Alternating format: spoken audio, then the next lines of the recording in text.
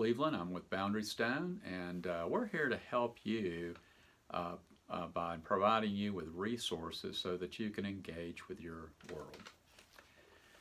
Today, what I'd like to talk to you about are false allegations of abundance.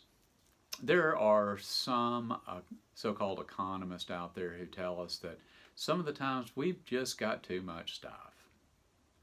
Really? We have too much stuff?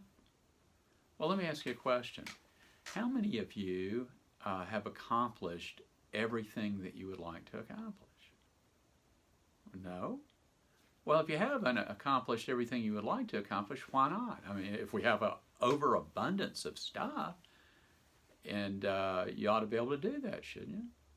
And so what those who argue that we've overcome the problems of economic scarcity are saying is that we just haven't distributed the stuff correctly. And they'll point to such things as the fact that, say, automobile dealerships have unemployed automobiles on the lot, and that grocery stores are full of food. Well, that much is true, of course, but that's has nothing to do with the notion that we got too much stuff.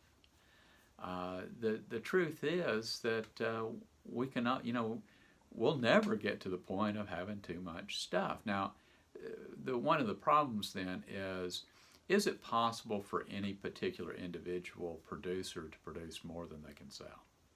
Well, yeah, of course. I mean, you can misread the market, and you can produce something where your cost of the resources that you've utilized to produce it far exceed the price that anyone's willing to pay to buy what you've produced. And so you can lose. That much is true. Nobody's arguing with that. But is there a generalized overproduction? And if so, what may have caused that? And that'll be a topic for a future podcast. But right now I just want to talk about these false allegations of abundance. Think about it for a moment. If production ceased in production of food, let's say, agriculture came to a grinding halt, then how long would those grocery stores be stocked with produce and other sorts of food items? It wouldn't take very long for those shelves to become empty. And so, what the proponent of that we've overcome scarcity, what they're saying is they're assuming that production's going to go ahead unhindered, unceasing, or that it just comes out of nowhere. It's just like magic, like manna from heaven. Well, of course, that's not true. And so production has to, continue on, continue going. And now, how does that work in the real world? Well, in a free market, the way it works is we're led by price signals. That is, if the price that we can get for what we're selling is greater than our cost, then we're going to profit at it. And that's a good thing. But profit's not a four-letter word. And however, if the alternative is true, then we're going to suffer losses. And the market is saying, don't do it again.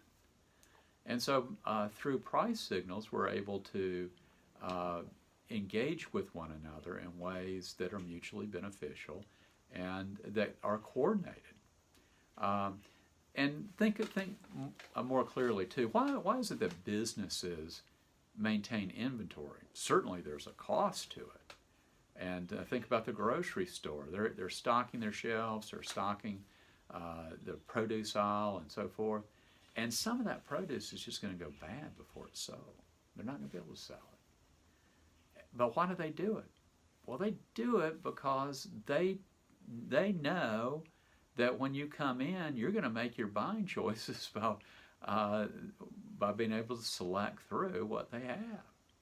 And they don't really know for sure exactly when you're going to show up and exactly what you're going to want at the time you show up. If they did, they would just Maybe the truck would just pull up, or this. Maybe they just have the bag of groceries ready for you when you showed up, and all you did was pay and walk out.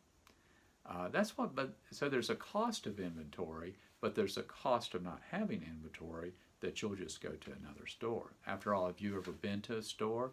You knew what you wanted. You went to the place where you knew it should be. You looked on the shelves, they didn't have it. It was sold out. Well, what did you do? Well, you just walked out of the store and went somewhere else. So that's the downside. So you see for a moment, this is why there's inventory there.